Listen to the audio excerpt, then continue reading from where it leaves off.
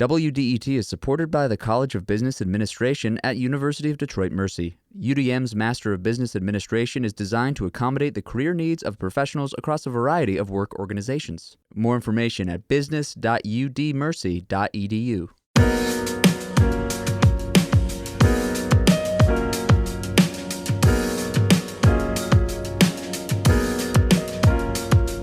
It's the Metro on 101.9 WDET FM. I'm Tia Graham. And I'm Nick Austin. Today on the program, we'll look at the push by staffers in the Michigan House of Representatives to form a union in Lansing. But first on the Metro, self-driving vehicles. They aren't a new concept. 80s movies showed us that there could be a possible future where these cars existed.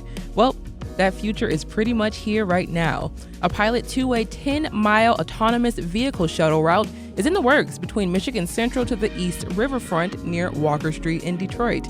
Detroit, in collaboration with Bedrock, Michigan Central, and the state of Michigan's Office of Future Mobility and Electrification, teamed up on this project to help develop autonomous travel. Joining us on the show to discuss the shuttle is Tim Slusser, the Chief of Mobility Innovation for the City of Detroit. Tim, thank you so much for joining us on the Metro. Thank you for having me. Awesome. So we know that its autonomous shuttle is being offered this summer, but what should we know about the Connect? Give us a little bit of an overview. Yeah, so we're really excited about this, right? This is a privately funded public transportation system. It's going to be completely free to the public to access, no charge. Anybody can walk up and ride it. It will have autonomous capabilities, but what I want everybody to know is it will always, always, always have what is referred to as a safety operator on board. So this individual will be there to ensure the highest level of safety of the vehicle while it's operating through the city. But it's no surprise to people, we're Detroit. We have all four seasons. And in the winter, these vehicles may not be capable of handling every situation. So part of the other angle of this service is we want it to be reliable. We want it to be something people can actually trust and rely on. So the other reason of having that safety operator on board is we get a bad snowstorm and autonomous technology just can't handle the task today. That operator will be able to take over, and everybody will still be able to get where they need to go safely and on time. So I love that because I think about, just my mom in general, my family, and they talk about, I don't know about getting a car that's driven by someone, no one, or just getting into a car that's going to drive off into the sunset, basically. So I love that reassurance there that there will always be someone to operate the vehicle, even though it is driving itself. Yeah, it was really important to us here in the city of Detroit, right? You're seeing some things happen across the country with autonomous vehicles. We wanted to make sure that we were doing things different here in Detroit, doing things well and doing things right. And so, any of the programs, we have actually multiple autonomous vehicle programs operating in the city of Detroit here very soon. They will all have that safety operator on board at all times, right? And the other thing is I want to make sure that the public also knows this Connect shuttle is going to be handicap accessible, right? So all of the vehicles will be wheelchair capable. So again, everybody should be able to see themselves, utilizing this service. So before we get into what the vehicles will actually look like, kind of get into the scope of that, the project is a joint project, like you talked about, a privately funded public service that's going to be provided for free. Just talk about that partnership if you can. We especially with the city of Detroit going with the different entities that they're going to be working with. Yeah. So again, this is in partnership right now with the state of Michigan's Office of Future Mobility and Electrification. That's obviously public funding, right? And then we have private partners in Bedrock and Michigan Central.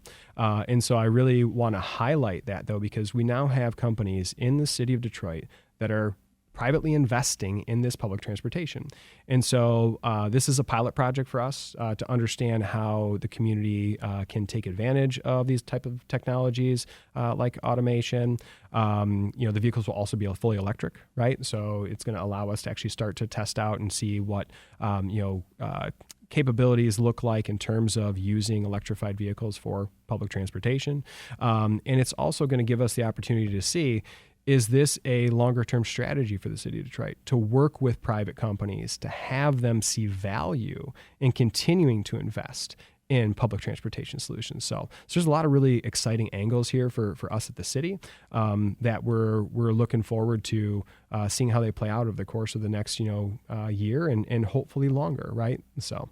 My brain was going to this expanding a little bit on the idea of having those private companies come in and actually help with the public services. And when we're talking about right now, especially public transit, of course, it's good for them. It's good for business to have that service there to get the customers right in front of their doors. But just talk about it, expand that a little bit more, the importance and how much it would help the economy here in the city if more private companies coming in, especially larger ones, would help pump in a little bit to the services. Yeah, I mean, we as a city, I can't remember how many years ago, but we now have a community benefits ordinance, right? And so when you start to see some of these larger developments, part of the strategy here is, can we create a model that can be, offered up in those scenarios where you have a community benefits agreement being executed based on a project of a certain size. This could be an option that the community members in various areas of the city could say, hey, I want something that looks like Connect. I want that in my backyard, so to speak. So that's a piece of it. But we think that we are going to be creating an immense amount of value for the community and for the partners we have on board right now. We're going to continue as we launch this service to engage with our private industry partners in the city to see if we can bring more entities into both that route as well as looking at other areas of the city. And over the long term, you can start to think about, as we grow as a city, right? We're starting to see, I believe, our population decline stop and actually more interest and more population coming to the city. There's, census data, out there that's being challenged at the moment.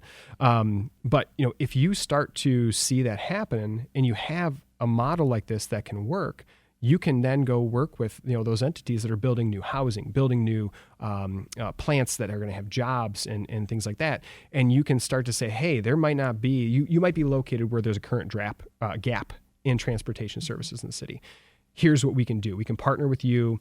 We can show you exactly how much it costs. We can show you how to get it up and running. And we can show you the benefits that it creates to the community. So again, it becomes that model that we can really leverage to create additional economic development opportunities across the city. So when I think about the Connect pilot program, I'm thinking about it being a pilot and the things that you all want to learn. You talked about snow and certain things that, still not quite there yet to just do on its own. But, what are some of the things that you all want to learn from this other than some of the economic benefits and value, but just, the importance of the autonomous technology? Yeah. So, I mean, when you look at transportation sector right now, public transportation included, you're seeing a shortage of drivers. You're seeing, increased reliance on some of those transportation resources, and those are in direct conflict. So we want to understand how this can make the job of public transportation a more attractive job, right? We want to see how this can help, actually increase safety of these transportation services. We want to see how this can create new job opportunities, right? That start to get into more of the tech space. Because, if we have a depot of 10 of these vehicles, those vehicles need to be checked and calibrated on a daily basis. They need to be cleaned. We're talking about new skill sets for the drivers that are operating these things. We're talking about opportunities for you to now get in at the ground level and work your way up such that as more of these companies, because this technology is going to grow, right? It's a question of how fast. You're going to have Detroiters who are going to have the skill sets that are desirable to these companies, which is also going to make Detroit a target for these companies, right? So this small step sets us up for a number of different opportunities that are right in front of us. And you're going to see the city of Detroit continue to chase after and try to bring those opportunities to Detroit. Which you see a lot of every single day with just new things, new development, new communal development as well. Just really, really great. So I think about the term community-centric mobility. Yeah. What does that mean in your opinion, or what does it mean in general? And then in terms of the city of Detroit, what does it mean? Yeah, I mean, it means really making sure that you're offering up, no one solution solves everybody's problems, right? Mm-hmm. But you're offering up a variety of solutions that your intent is to try and provide at least one solution or hopefully more for each type of individual, that you have in your community, right? At the same time, I think there's a unique opportunity in where we are right now in this sector to not just try and solve the transportation problem, but to also work on how transportation can lead to economic development, like I just described, right? These new technologies, creating new jobs for Detroiters, new experiences. And then again, these companies need to go where that talent exists, right? Need to go where there's a community that is supportive of implementing these types of technologies, right? So again, this is very much a pilot project for us.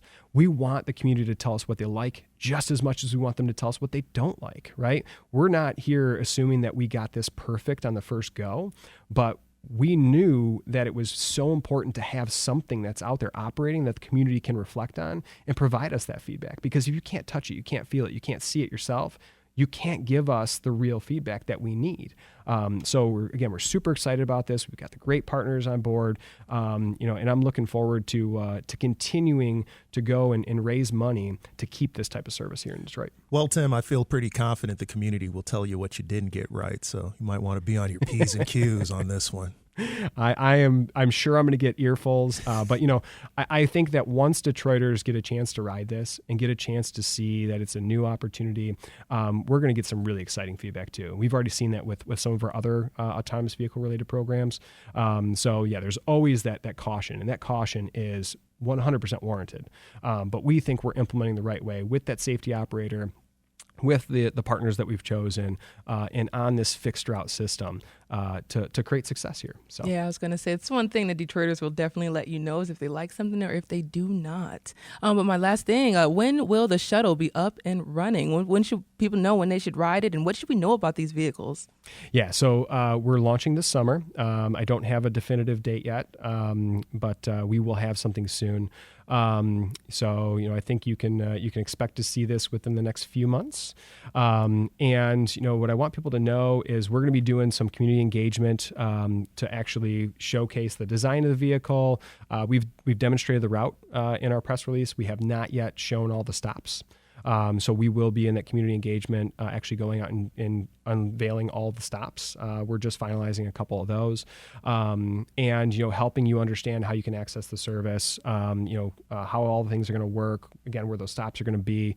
And we want to also give examples for Detroiters to see themselves on the service, right? So maybe you live in Corktown, this could connect through downtown, and you could hop, onto another transit service in downtown to get you where you ultimately need to go, right? So how does this help you either access what you already are accessing more conveniently, or give you new opportunities to access things that you may have chosen, hey, I'm not going to go there because it's kind of a pain in the butt to get there, right? But with this service, hey, it's not so bad, and it's free, and I don't have to drive a car, right? So that's part of what we're going to be showcasing in the community engagement effort as well. Awesome. Tim Slusser is the Chief of Mobility Innovation for the City of Detroit. Tim, thank you so much for telling us all about the Connect and joining us on the Metro today. Thank you so much for having me.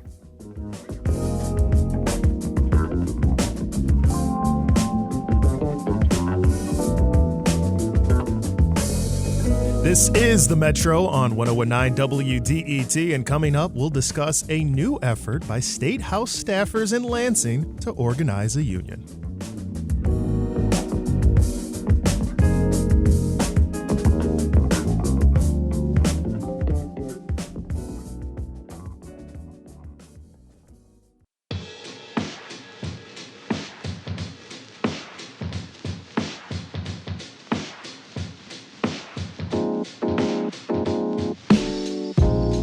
Welcome back to the Metro, right here on 101.9 WDET FM. I'm Tia Graham. And I'm Nick Austin. And last summer, we had red hot labor summer here in Detroit. You know about it. You heard about it. And through it, the United Auto Workers were able to acquire record contracts. We also heard about successes for local casino and Blue Cross workers. But after seeing the benefits of having a union, other workers in the country have been pushing to organize one for themselves. That's true now in the state legislature as well, specifically for State House staffers. To talk more about those efforts, we're joined by Scott Quenneville, and he's the president of the Teamsters Local 243. He's been helping to organize this movement. Scott, welcome to the Metro. Thank you, sir. Yeah, and also with us, we have one of the State House staffers behind the push, Connor Birdie, a legislative aide for State Representative Kimberly Edwards. Connor, welcome to the Metro. Thanks for having me. Certainly. So, Scott, let's start with you, as we don't often hear about people employed in politics pushing toward a union. Were you surprised to learn that State House staffers came to you looking to make this happen?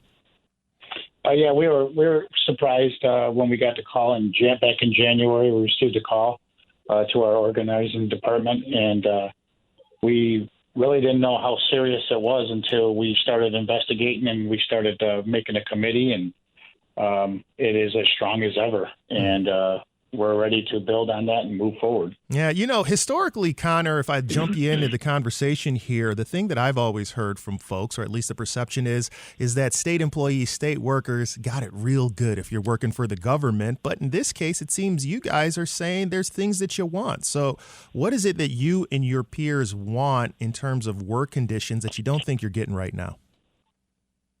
Yeah, so, the state legislature is a really unique working environment. We are at-will employees not only to our boss, who is reelected every 2 years, but also to the speaker, too, which also can change every 2 years. So depending on the political party, depending on certain political situations, our jobs are very much fragile. And on top of that, we haven't had substantial cost of living adjustments. So our salaries are actually tied in to our office allotments. So our bosses have to decide sometimes between paying us a living wage or sending out another mailer to focus on their reelection. So changing that, increasing the salary allotment, and more protections from political retaliation are the top issues that we want to see to make sure that we can have strong talent stay within the Michigan government. Yeah, we all want talent here, not just on our sports teams, but also in the legislature also. I mean, you guys are the ones passing the bills. But this is interesting to me because when I think of people working in Lansing, I think public sector. So let me clarify this right now. Are you guys state employees who are paid by taxpayers as part of the public sector, or is your arrangement more of a private one? How does that break down? Oh, we're paid by the taxpayers, absolutely. Okay. We're public sector. All right. Well, one of the reasons I'm bringing that up also is because according to the Mackinac Center for Public Policy, workers in the public sector still have a right to opt out of union membership. So what percentage of opt-ins would you need for the union to be effective? And are there any concerns about opt-outs? What's the pitch to those folks who might have that option? Yeah, so in the formation phase of the union, we need a certain percentage of people to opt in or sign their interest in, and then we'll either have an election or voluntary recognition. Now, once that unit is formed and we've been established, it's optional to pay dues into that. And I imagine that there will be people who won't pay dues, but I imagine that there will be plenty of people who do pay dues.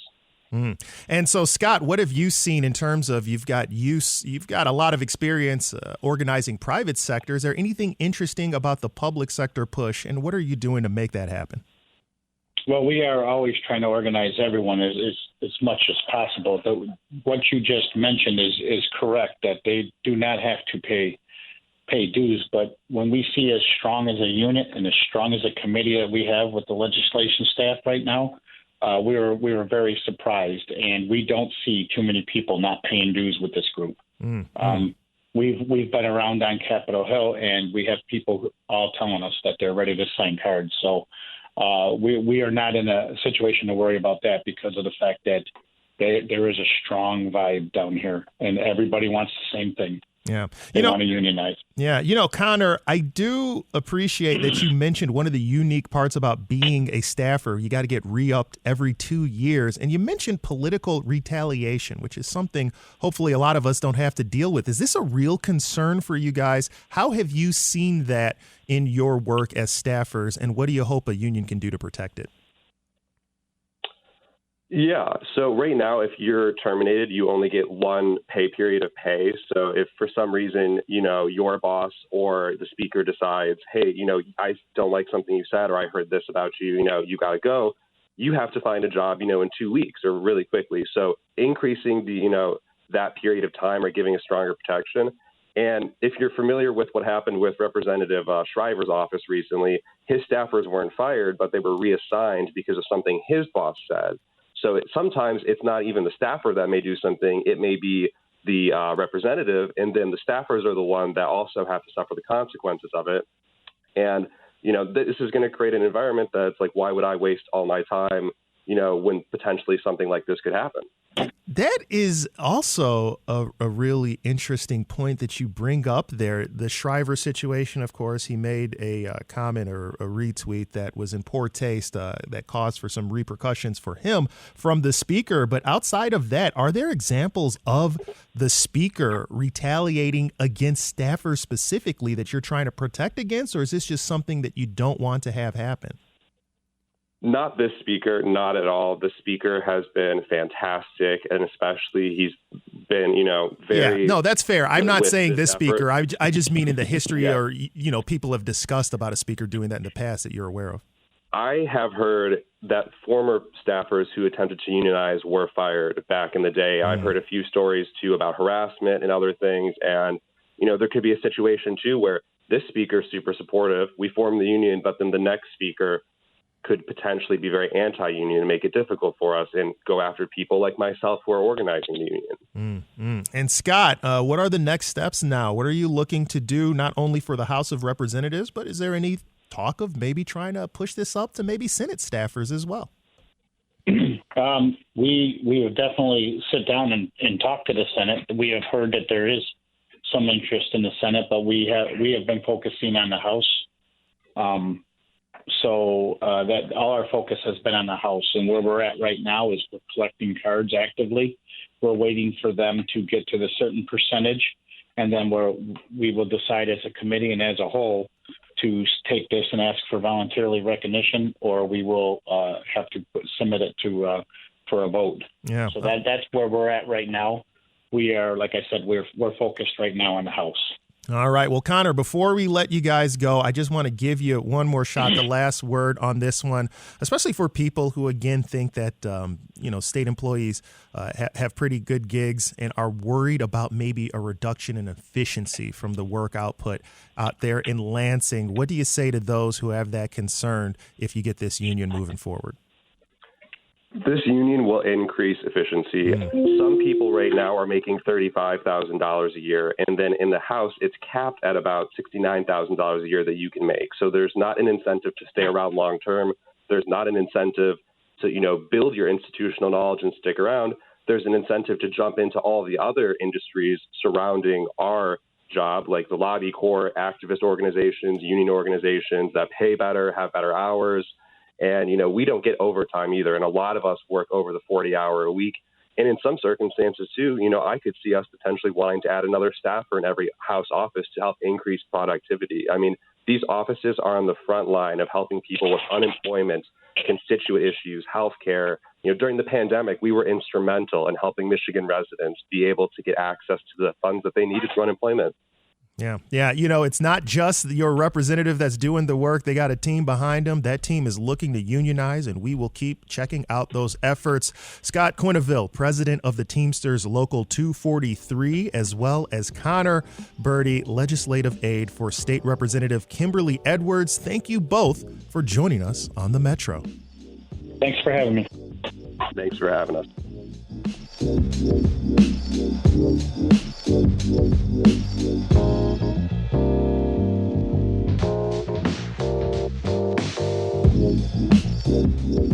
This is the Metro on 101.9 WDET FM. We just heard from Nick Austin. I'm Tia Graham. Now, Detroit singer-songwriter Allie Willis has written some mega hits. Just think about this. The theme song from Friends, the song September with Earth, Wind & Fire, and hundreds of others. But her story isn't super well known. A documentary screening this week at the Freep Film Festival is aiming to change that. It's called The World According to Allie Willis. It screens tonight at the Michigan Science Center and on Saturday at the Birmingham 8. Cinnamon Triano is a documentary filmmaker who worked on the doc. She began this conversation with WDET's Ryan Patrick Hooper by explaining her many different titles. Well, she's been dubbed the most interesting woman you've never heard of. But I've heard her introduce herself a million bajillion times, and so I'm going to try to imitate how she would do it. She is an Emmy, Grammy, Tony, and Webby Award-winning and nominated songwriter, artist, painter, director, furniture maker, set designer, party thrower, social media pioneer, and kitsch collector, among many other things. Like a hand on my shoulder, like a fly on my nose. I got you on my mind. Got you on my mind. The first song that she ever wrote for another artist was called Got You on My Mind by Bonnie Raitt in 1974, which I cannot stop playing. It's amazing. She wrote a lot for Herbie Hancock. One song's called You Bet Your Love, which is really cool because it uses a vocoder in that. I know people who say love and comes from love. You better bet your love on me. I mean, I'm looking at hundreds of songs. The music that Allie is most well known for, they're songs that are larger than life, so fun to dance to. But when you read the lyrics, there's this underlying self-evaluation that she was always doing. Her lyrics are really her diary for different eras and periods of her life when she was dealing with issues, internal emotional issues regarding her identity and her coming to terms with her queerness and just self-acceptance, always searching for love. But so some of the songs that are really fun, like Boogie Wonderland, they actually have some deeper, darker lyrics that you wouldn't normally expect. One of the amazing things about this film that the director, Alexis Sprake, how she designed the film was she took different songs from different periods in Allie's life and kind of tied it to the internal emotional struggles that she was dealing with at that time. And so the movie includes a lot of hits that maybe you might not be familiar with. They incorporated so much archival footage from that time, and then you could also like read how she wrote the lyrics, and she talks a lot in her own home movies and different tapes and different interviews about her struggles at the time. And she's from Detroit, and even though, ended up in LA primarily and making global hits for the entire world, really had a soft spot for the city. And it seemed like, especially a little later in her life, she was here a lot. I would see her around town, and she really wanted to be part of Detroit and really rep Detroit. Why was that so important? Well, she grew up in Detroit. She was never traditionally trained to play music. She claims that she learned to play music and write music by sitting on the lawn at Motown. And she could hear the drums through the wall, the bass lines through the wall, the backup singers through the wall. And she says that really helped her individually write out how different instruments would sound on her songs. When she moved away to LA and she would tell people that she was from Detroit, people would go, "Oh, that's too bad. That's really unfortunate." And she was like, "What are you talking about? The car culture in Detroit is amazing. The colors, the architecture, the music, the food, she just was such a Detroit fan, and she really championed Detroit. And in 2013, when I met her, she had just written a love song to Detroit called The D, and she was filming Detroiters singing this song at all of our favorite landmarks, the DIA, the Motown Museum.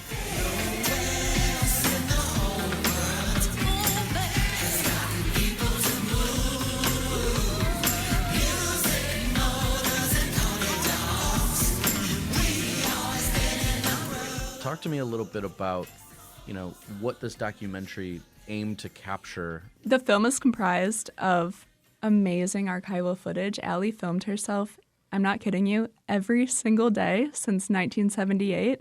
There's amazing footage of her working with James Brown on a song, her epic parties in her backyard, her writing with Bob Dylan.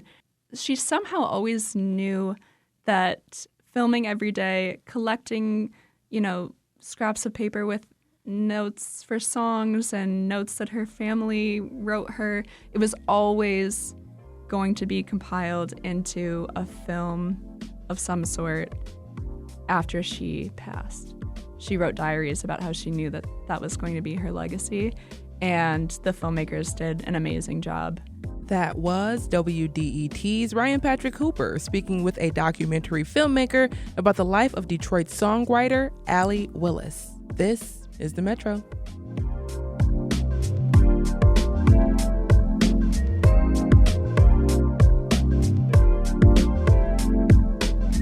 It is the Metro on 1019 WDET, and coming up, we'll discuss how the ACLU of Michigan is attempting to give women and girls easier access to abortion.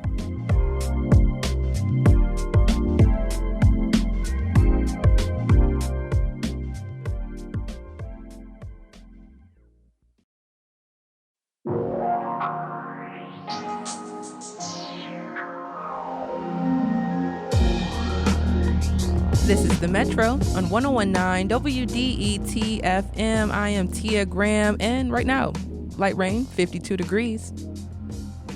And I am Nick Austin. And right now, Tia, also in the news, abortion rights. In fact, it's the subject of a nationwide debate after a landmark court decision occurred in Arizona, making the procedure illegal in that state.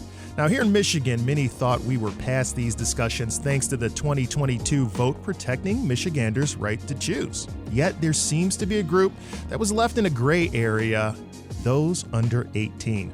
Michigan law requires young people seeking an abortion to get permission from their parents or, in some cases, a judge. Those in favor of this law argue it's about keeping families in the loop and making sure young people aren't making these big decisions alone before they're ready. For them, it's about upholding parental rights to guide their children through significant health choices. But a new report from the American Civil Liberties Union argues this approach is harmful, limiting the right of those young people and making access to health care for the most vulnerable among us harder than it should be. To learn more about the report and why they're calling for a change, we're joined by Merissa Kovach. She's the political director for the ACLU. Merissa, welcome to the Metro. Thank you so much for having me. Yeah, happy to have you here. Had a chance to go through the report, but before we get into the main takeaways and the issue at hand, what prompted the ACLU, along with partners at the Human Rights Watch and the Michigan Organization on Adolescent Sexual Health, to produce this report? Yeah, so we have been pushing for a repeal of forced parental consent for more than a decade, and that hasn't changed. But we recognized that the vast majority of people don't understand the harms of this law. So that's why we did this report, to be able to illustrate the real human impact this dangerous law has on young people. And we want the public to have this information. We want them to have the facts about how these laws are harmful and how the medical community agrees with that. All right. So you did produce the report, and I'm going to let you take the opportunity to let folks know what were your main takeaways from it. Was there anything in there that really struck you in reviewing the information? Yeah, certainly. As the report shows, these laws harm young people who cannot involve a parent or guardian. These laws cause harm by delaying access to medical care, by forcing young people to involve a parent when it is not safe for them to do so, by forcing young people through an onerous and often traumatic legal process, and in some cases by forcing them to remain pregnant against their will. What we learned from this report as well, though, is the vast majority of young people already do involve a parent or another trusted adult in their abortion care, regardless of what the law says. And what we also found through this report, too, is that the vast majority of the medical community agrees that a law like this is extreme, and putting young people needlessly in harm's way is extreme. And as the report shows, the American Medical Association, the American Academy of Pediatrics, and the American College of Obstetricians and Gynecologists agree that Michigan's forced parental consent law does not support young people and doesn't promote healthy family communication as well. Well, before we break down specifically the harms that you are referring to, I do want to point to the young people here. They're at issue, and there were quotes contained within the report that gave the perspective that they have on this. So first from you, any of those quotes or messages from the young people that stuck out at you, what did you learn from having the surveys and speaking to these young people? I think what we learned in particular is that the path, if a young person, for whatever reason, does not have a safe parent that they can obtain this consent from, they are forced to navigate what is called a judicial bypass process. And that is getting approval from a judge in order to get the health care that they need. And that is incredibly daunting for a young person. It can be very invasive and distressing and even traumatizing for young people. So I think the stories that were shared by young people and their advocates really illustrates that the system we have right now is this blanket system is not working for everyone and not meeting everyone's needs. Yeah, well, fortunately, though, we know that the numbers that have to go through a process of maybe getting judicial consent, like you refer to, is very low, relatively speaking. We're still concerned about those individuals, but I think some would argue that they might be the ones who are most susceptible to being preyed upon or not having the best information. So how would you push back to people that say, look, this is just an oversight process for us to make sure that these decisions aren't occurring in a rash way, that there's a judge or someone involved who knows the situation a little bit more that can look over it and make sure that this is being thoughtfully concerned with the importance that that is necessary for something of this magnitude? Sure. Well, where we would push back on that, and going back again to reiterating that most young people involve a parent or they involve another trusted adult in their abortion care, regardless of what the law says. And just because a minor does not have a legal parent who is the only person who can provide legal consent, our research in Michigan and several states show that young people do still seek out and receive support from aunts and uncles and siblings and step-parents or other legal guardians who are not eligible to provide consent under Michigan law. And a law like the forced parental consent laws cannot mandate trust and familial bonds between people. Young people know who they can trust around these decisions, and the one-size-fits-all approach in state law just does not reflect the true nature of young people's social support networks. We're also talking about this is a medical procedure as well, where they are going to be seeking care from trained medical professionals as well, who are adults who can provide them the care that they need as well. Yeah, and another thing that I think about here, though, is you talk about harms. That might go a little bit more to how we execute these laws. Specifically in this case, again, we're talking about folks who maybe if they don't have a parent involved need to go to the court. But what I'm hearing about in this process is maybe the court process is a little bit more harmful. So maybe the actual solution to this is fixing that process, is making it a little bit better for these young people, but still making sure there's oversight to ensure that a young person who doesn't have parental guidance isn't getting bad advice. How would you push back against that? We would argue that the people in a young person's life who are best suited to give advice around reproductive health care, including abortion, are those people who have worked hard to build trusting, supportive relationships with those young people. And more often than not, that is their parents. But it can also be relatives or other adult support systems. And again, young people know who they can trust around those decisions. And this is also a decision and a medical procedure that is not without the care and support of trained medical professionals. We are talking about a medical procedure here, sometimes a health and life-saving medical procedure. And time again, we have seen Michiganders and people make their voices heard that they do not want politicians or their government coming in between these most deeply personal health care decisions. Between them and their doctors. So this goes for young people as well. If I could jump in, though, that's with adults, but even you would acknowledge that when it comes to minors, for example, minors involved here, in this situation, they can make care decisions for their child or potential child. That's what's happening here. In this case, we're talking about, you mentioned the judgment portion of it, but the parental consent portion, it's still requiring that parent also or allowing that parent to have a say also. So I think one pushback that we might also have is that maybe it would be better, instead of having a complete repeal, to have maybe just a better system. Is there a lesser solution that the ACLU would push for? Or are you saying full repeal is the only way to go here? This is a dangerous blanket policy. And where I would push back is that state law already recognizes that pregnant youth can make a range of reproductive health care decisions, including the decision to continue a pregnancy, to obtain birth control, to have a cesarean delivery.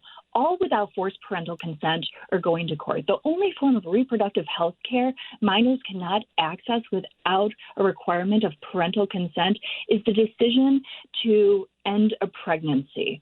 So we should also point out that abortion is far safer than going through childbirth. And developmental research shows that young people are capable of making informed decisions about how to handle an unplanned pregnancy. The consequences of being denied an abortion are not the same as consequences of being denied the chance are huge. And I think what we need to recognize is this is a state law. This is the government asserting a process that may not be in the best interest for a minor, and that these are private decisions that should be made private between someone who is seeking care and the people in their life that they trust, so that they can access the best care they can. All right, Merissa, I'm going to give you the last word, but thank you for joining us to help provide some insight into a complex issue. Merissa Kovach, Political Director for the ACLU, thank you for joining us on the Metro. Thank you so much.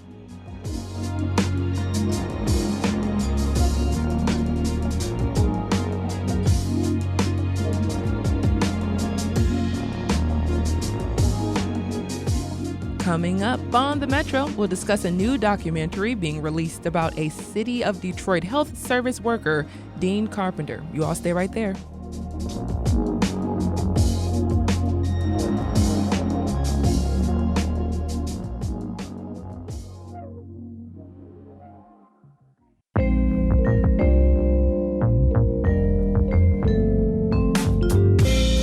It's the Metro on 101.9 WDET. I'm Nick Austin. And I'm Tia Graham.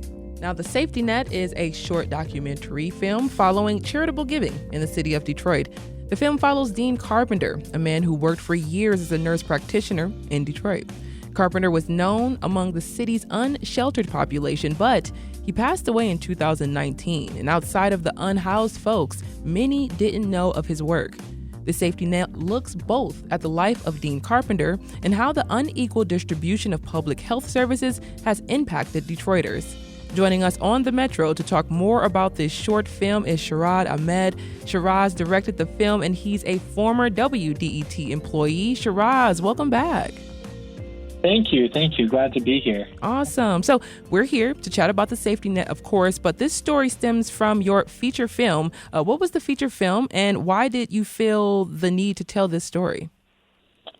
So the feature film is called Alive in Detroit, and it's in post-production. It's still being made, and it's work that I've been working on for several years now, following charitable healthcare providers and patients. So people who are either uninsured or underinsured, or just need accessible health care and can't get an appointment in time at a more formal healthcare system, need something to rely on. And so I've been kind of working with these groups that provide these services for several years now.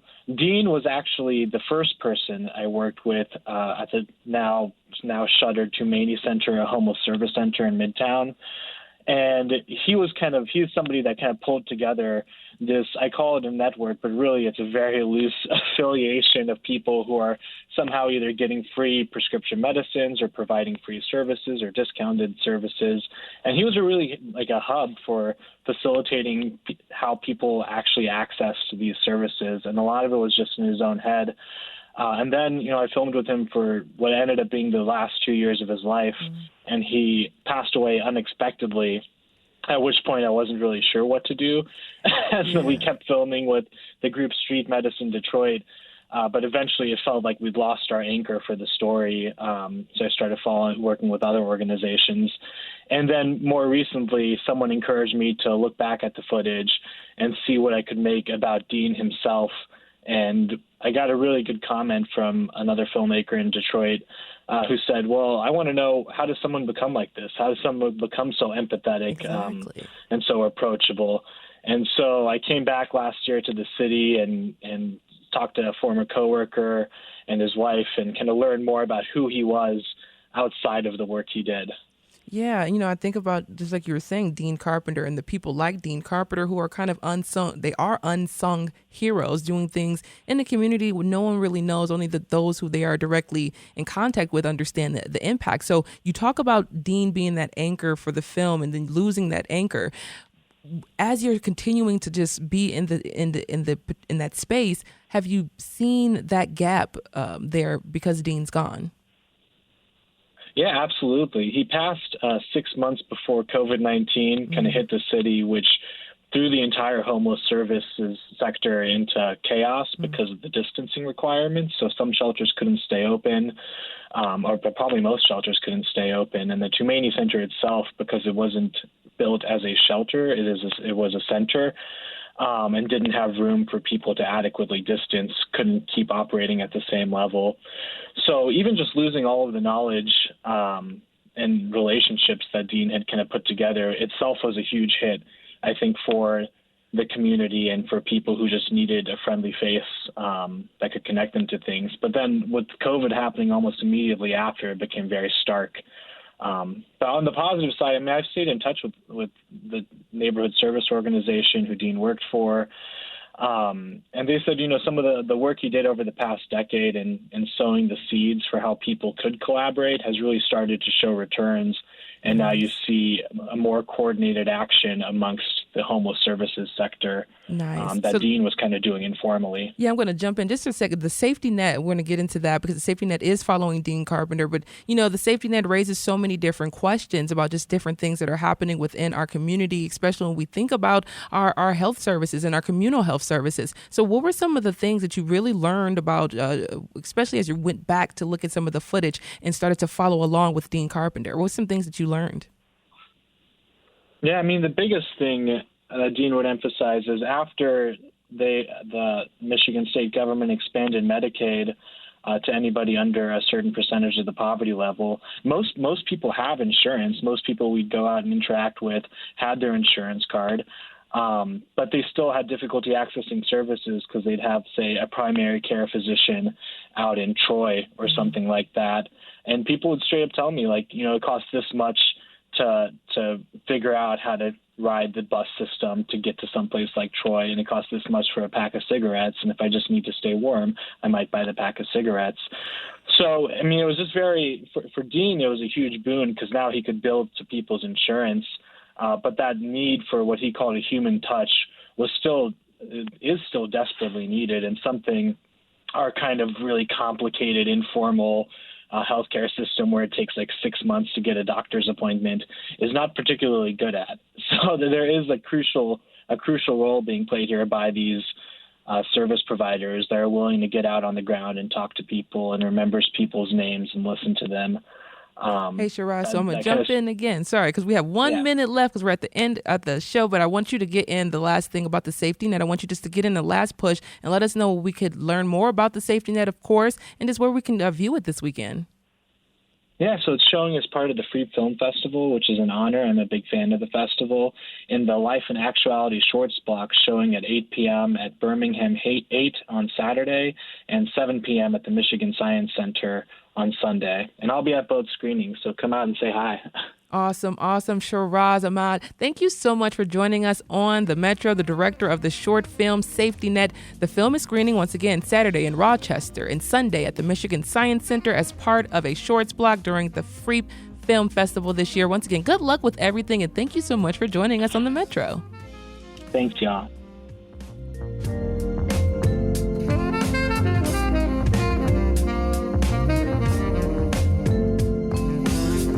That's going to do it for this edition of the Metro for April 11th. You can listen to recent episodes online at WDET.org and make sure to subscribe to the podcast on your favorite platform. Indeed. And don't forget, we do have weather happening. It is going to be rainy today, scattered showers in Detroit today. There's a chance of thunderstorms after 2 p.m., and there will be a high near 60 degrees. So pack the umbrella, keep it on you. It's going to rain most of the day. Right now, we do see that light rain in 52 degrees. Don't forget, this is the Metro. It is April 11th. The show is produced by Sam Corey, David Lyons, and Jack Philbrandt, and our engineer is Nate Bender. The Metro is a production of WDET, a listener-supported service of Wayne State University. If you like what you hear and you want to support the Metro, consider becoming a member at WDET.org/donate. This is WDET-FM, of course, Detroit Public Radio, your connection to news, music, and conversation. Thank you so much for listening to us on this rainy Thursday.